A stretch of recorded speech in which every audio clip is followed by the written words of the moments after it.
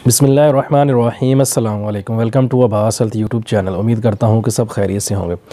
तो गाइज़, आज का नुस्खा एक बार फिर ख़वातीन के लिए है। ये भी एक बहन का जो है कमेंट आया था, तो उसने बोला था कि कोई मैंने नुस्खे पिछले दिनों में बताए थे, तो वो थे इस्तेमाल करने के लिए, लगाने के लिए यानी कि थे।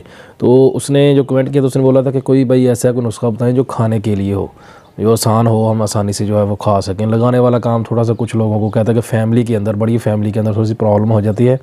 खाने वाली कोई चीज़ है तो वो आपको नुस्खा खाने वाला बता दें जो हम आराम से आसानी से जो इस्तेमाल कर सकें। तो वो नुस्खा एक बेहतरीन आज मैं आप लोगों के लिए लेकर आया हूँ। तो ख़वातीन इसको इस्तेमाल करें, और जिन लोगों को शर्मगाह का मसला है, वो उनको टाइट यानी कि तंग करना चाहते हैं, तो उन बेहतरीन और ज़बरदस्त ये चीज़ है उन औरतों के लिए।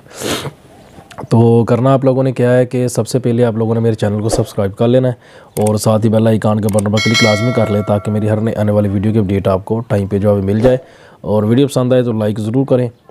तो चीज़ें आप लोगों ने इसके अंदर जो इस्तेमाल करनी है, जो स्याह तिल होते हैं वो आप लोगों ने लेने हैं।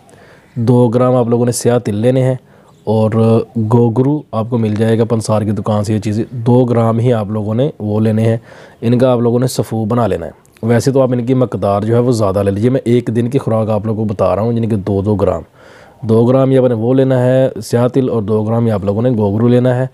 ये आपको बड़े आराम से पंसार की दुकान से मिल जाएगा। जो आप लोग इकट्ठा ले आएँ, 10-10 ग्राम, 15-15 ग्राम जो है वो इकट्ठा ले आएँ।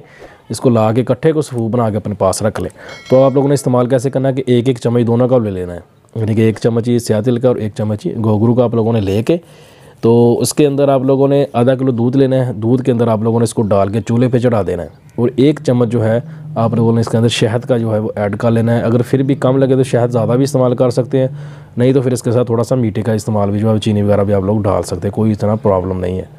तो इसको आप लोगों ने अच्छे से उबालना है, और 10 दिन आप लोगों ने इसको जब इस्तेमाल करना है, ठंडा करके नीम गर्म सा पी लें। ठंडा करके पी लें, अभी गर्मी है तो ठंडा करके पी लें, नहीं तो नीम गर्म सा पी लें तो ज़्यादा बेस्ट है, क्योंकि इसके अंदर वो पाउडर डल जाता है, तो वो फिर कई बार मज़ा नहीं देता ठंडा। तो कुछ लोगों को ठंडा अच्छा लगता है। जैसे आप लोगों को मुनासिब लगे वैसे आप लोग इसमें इस्तेमाल कर सकते हैं, कोई इशू नहीं है इसका इस्तेमाल करने के मामलात में। लेकिन खाने के लिए बेहतरीन खुराक है।